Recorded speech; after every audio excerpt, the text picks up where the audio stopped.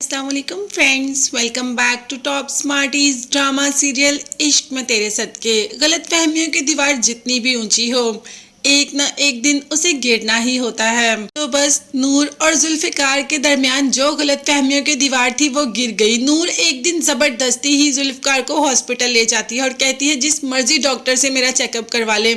जो अब सोच रही है वैसा कुछ भी नहीं, और ऐसा ही हुआ।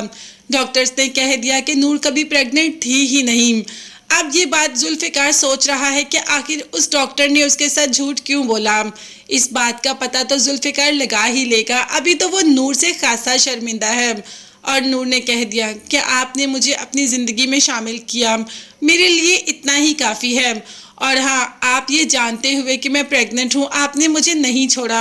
हत्ता कि चाहे ये गलतफहमी थी मगर किसी ने हमारे दरमियान पैदा तो की, और मुझे कुछ भी नहीं चाहिए। मुझे सिर्फ आपका एतबार, आपसे इज्जत और बहुत सारा प्यार चाहिए।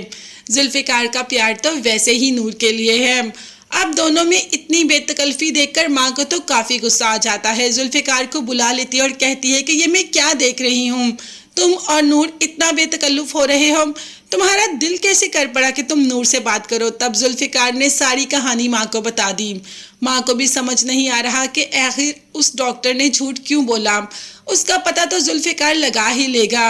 अभी तो माँ भी काफ़ी खुश है कि उसका बेटा अपनी ज़िंदगी में खुश है और नूर प्रेग्नेंट नहीं है। और माँ को क्या चाहिए, माँ को सिर्फ अपने बेटे जुल्फिकार की खुशी ही चाहिए जो कि उसे मिल गई। मगर इस बात का पता भी दोनों माँ बेटे लगा लेंगे कि डॉक्टर ने झूठ क्यों बोला।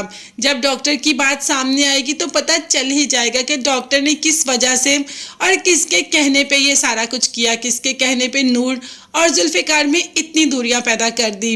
खैर, अब ये दूरियां तो नज़दीकियों में बदल ही गई हैं। नूर जो कि जुल्फिकार के करीब से करीब आती जा रही है। सबसे पहले तो उसने जुल्फिकार की बैसाखी पकड़कर एक साइड पे रखी और उसे चलना सिखाया। जुल्फी भी चलना शुरू हो गया और इस बात पर बेहद खुश है।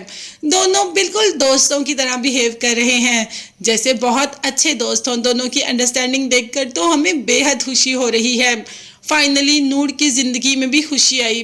अब देखते हैं कि ये खुशी कुछ पल के लिए है या सारी ज़िंदगी के लिए। वैसे जब जुल्फिकार ने नूर का हाथ थाम लिया तो ये खुशी पूरी ज़िंदगी के लिए है। अब ये खुशी पुप्पो के घर में भी होगी या नहीं, ऐसा बिल्कुल भी मुमकिन नहीं, क्योंकि अरुष्बा ऐसी बिल्कुल भी नहीं जैसी नूर है। वो तो हर बात का मुंह पर जवाब देती है। बताए बगैर जाने पर जब सास ने रोककर पूछा कि कहाँ जा रही हो, तो अरुष्बा ने कह दिया कि आइंदा आप मुझे रोककर पूछेंगी भी नहीं। ये मेरी जिंदगी है और मैं इसे अपनी मर्जी के मुताबिक जीना चाहती हूँ।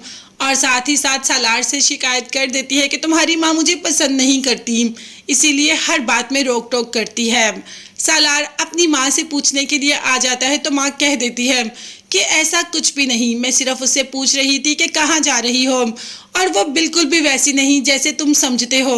नूर ने तुम्हें कितनी इज्जत दी मगर शायद तुम्हें वो इज्जत रास नहीं आई, इसीलिए तो तुमने अरुष्बा से शादी की।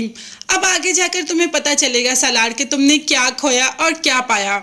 सालार को तो पता चले ना चले, जुल्फिकार को ज़रूर पता चल गया है कि उसने क्या पाया।